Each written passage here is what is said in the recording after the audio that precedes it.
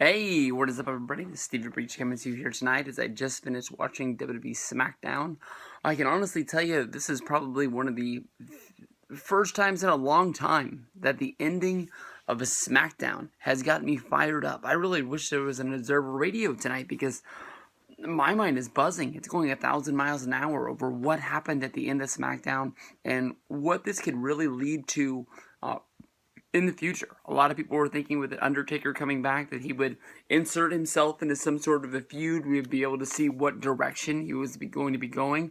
I honestly thought we were going to see some sort of an Undertaker and Kane reunion, a lot like how on Raw 1000, where they just hit some tombstones and some double choke slams on like Jinder Mahal, Heath Slater.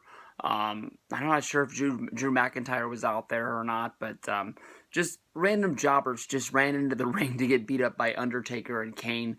Guys that were trying to get their name made, I guess you can say, by being able to say that on this monumental edition of Monday Night Raw, they were able to beat up two of the Brothers of Destruction, two of the biggest legends that we've seen in the WWE, and kill an awesome moment at that time. I just really thought they were going to feed the beast and have something out there, but instead, we have the cutting edge, and basically, Edge brings out Team SmackDown, and just basically tries to rally the troops. Basically, trying to tell everybody that they gotta play nice. They gotta find a way to work together. Basically, Edge, told Ellsworth that he was proud of him. He tried to call out the Beast and Randy Orton, just basically asking if that the lights are on, but it seems like nobody's home. Just asking if Randy is inside of there. We want to know if he had to have Bray Wyatt pull a string on his back in order to make him talk.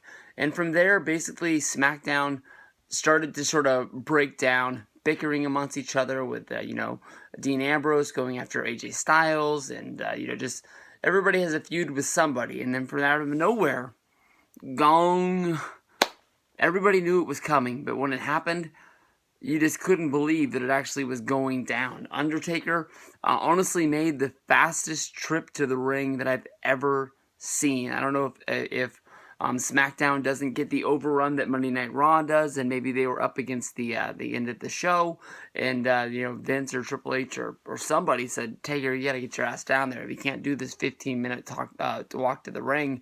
Undertaker makes his way down into the ring. Once the light comes on, he just basically says that he's not going to be the same Undertaker that we knew of in the past.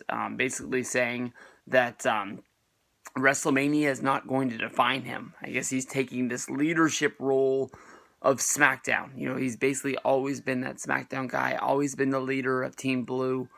He was there his entire run from the brand split when Ric Flair drafted him and brought him to the show, all the way until basically he wasn't able to go anymore around 2010, I believe, on the way, I think at Hell in the Cell is when not Hell in the Cell, maybe it was Bragging Rights. 2010 is when he lost the Buried Alive match to Kane, and then once he came back for WrestleMania 27 against Triple H, that is when he became the part-time performer, I guess is the nicest way to say it, and he just was on Monday Night Raw because SmackDown was SmackDown, and that's just the way it was. But basically, he says that he's going to be taking souls and digging holes. And then what really was the biggest part of this was that he basically says, if you fail at Survivor Series, you will have to fear the dead man, and Team Raw better rest in peace. Basically threatening Team SmackDown that if they lose this match, they're going to have to answer to him. I don't know if this means that Undertaker is upset that he wasn't asked to be on Team SmackDown, even though he wasn't drafted to SmackDown. Maybe he just should have got the spot instead of Shane McMahon. So I don't know if they're reliving the feud from WrestleMania 32 with Undertaker versus Shane. I don't know if it doesn't make sense for Undertaker to feud with Bray Wyatt, in my opinion, or Randy Orton. I don't think that's what anybody wants to see. Orton versus Undertaker is a damn good WrestleMania match. I don't know if that's going to be a big deal for WrestleMania 33. Just 2 years ago, we saw Undertaker versus Bray Wyatt. bad match. In my opinion, Undertaker versus Dean Ambrose doesn't make a lot of sense. No knock to Ambrose, but I think everybody can push that out of the way. In my mind, I know that it doesn't make sense. They've already announced Ambrose versus AJ Styles is going to happen at TLC. What if SmackDown loses this match? And more than likely, your WWE champion, AJ Styles, is the last guy left. Does that mean that Undertaker challenges AJ Styles at the Royal Rumble? And then a certain guy named John Cena wins the Royal Rumble? And we finally get to see Undertaker versus Cena? That's where my mind's going right now. That's what my mind's dreaming. That's the only thing that really makes sense, because we've already seen Shane versus Undertaker in a Hell in a Cell. What are you going to do at WrestleMania 33 to make Shane versus Undertaker mean something? I really thought that it was, a locked thing that we were going to see Undertaker, basically have a match at WrestleMania. But I honestly thought that it was locked that SmackDown was going to win this match. Now, honestly, because of this, it makes me think that there's some sort of stipulation when SmackDown loses. And I would bet on Raw to win the big one.